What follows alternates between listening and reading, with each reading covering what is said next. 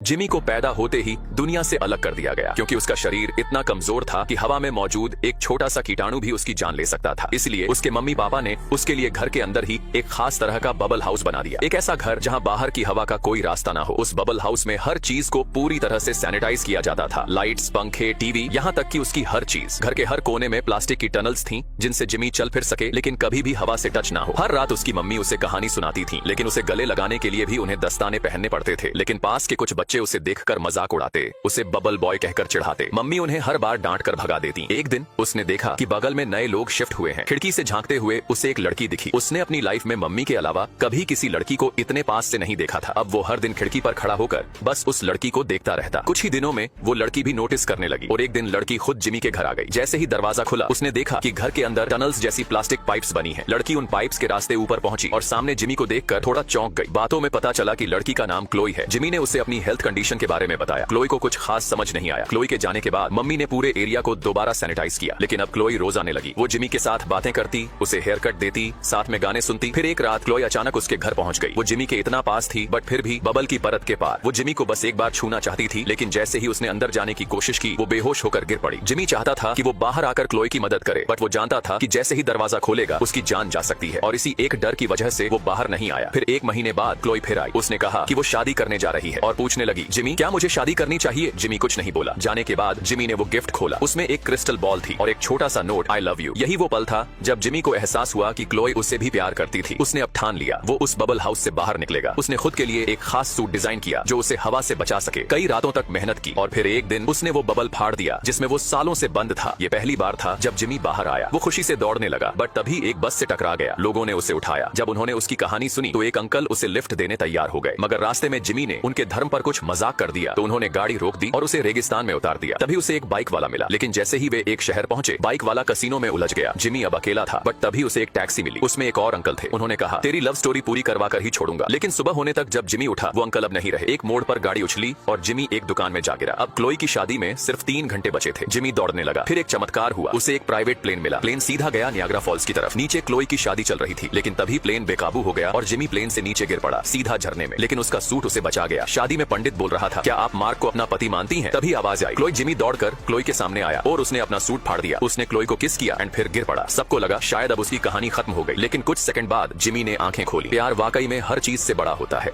ये छोटी लड़की जैसे ही उस बड़े आदमी से बचने के लिए भागी वो डर के मारे सीधा एक आधे कटे खीरे के अंदर जा घुसी। लेकिन उससे क्या पता था कि अगले ही पल वो दानव उस खीरे को उठाकर अपने मुंह की तरफ ले जाएगा। किस्मत से उसी वक्त एक अच्छे दिल वाले बूढ़े जायंट ने फुर्ती से उसका हाथ पकड़ लिया और झूठ बोल दिया कि ये खीरा तो सड़ चुका है, इसमें कीड़े हैं, इसे मत खा। वो सुनते ही डर गया कि कहीं उसे पेट खराब ना हो जाए। उसने तुरंत खीरा फेंका और टेबल से हरी वाली सॉफ्ट ड्रिंक उठाकर वहां से चला गया। अब लड़की ने चैन की सांस ली और बड़ी मुश्किल से खीरे से बाहर निकली लेकिन पूरा शरीर चिपचिपे रस से भर गया था। बूढ़े जायंट ने उसे धीरे से उठाया, एक बड़े से वाटर टैप के नीचे ले जाकर अच्छे से धोया और फिर आग के पास बैठाकर उसके कपड़े सुखा दिए। फिर उसने लड़की को इंसानों की दुनिया वापस भेजने का प्लान बनाया लेकिन उसे पता नहीं था कि आगे जो होने वाला है वो कितना खतरनाक होगा। दरअसल वो जायंट इस पूरे देश में सबसे छोटा था इसलिए बाकी जायंट्स उसे हमेशा तंग करते थे। अब बस यही मौका था। जब बाकी जायंट्स दोपहर की नींद में थे तो वो चुपचाप लड़की को लेकर निकल पड़ा लेकिन लाख संभलने के बावजूद एक सतर्क जायंट ने उसे देख लिया और पकड़ लिया मजाक उड़ाने के लिए। अच्छा ये रहा कि लड़की एक कंबल के नीचे छिपी थी और इतनी छोटी थी कि किसी की नजर नहीं पड़ी। जैसे ही मौका मिला वो एक पुरानी कार में जाकर छिप गई। तभी एक हट्टा कट्टा जायंट ने उस बूढ़े को उठाकर जबरदस्ती ट्रक में डाल दिया। सामने वाली पहाड़ी पर एक और जायंट 2 कबाड़ कारों पर खड़ा था। ट्रक वाला जायंट जैसे ही बूढ़े को नीचे धक्का देने लगा वो दौड़ पड़ा। बूढ़ा नीचे गिर गया और ऐसा लग रहा था कि अब उसका बचना मुश्किल है। दूसरा जायंट फुल स्पीड में उसकी तरफ दौड़ रहा था मानो जान से ही मार देगा लेकिन उसे ये नहीं पता था कि उसकी दाहिनी टांग के पास वाली कार में वही लड़की छिपी हुई थी। लड़की ने तुरंत स्टीयरिंग पकड़ा और जान बचाने के लिए तेजी से घुमा दिया। फिर जो हुआ वो देखकर दिल खुश हो गया। बूढ़ा उस टक्कर से बच गया। बाकी जायंट्स को ये देखकर बहुत बुरा लगा और वो फिर से उसे तंग करने ही वाले थे। तभी आसमान साफ होते हुए भी अचानक मूसलाधार बारिश शुरू हो गई। जायंट्स का देश दुनिया के किनारे पर है। वहाँ जब भी तूफान आता है बिजली गिरने का खतरा होता है। थोड़ा सा भी लापरवाही हुई तो जान जा सकती है। इस वजह से सब जायंट इधर उधर भाग गए और बूढ़े को तंग करना छोड़ दिया। बूढ़े ने जमीन से लड़की का चश्मा उठाया और दोनों इंसानों की दुनिया की तरफ वापस निकल पड़े।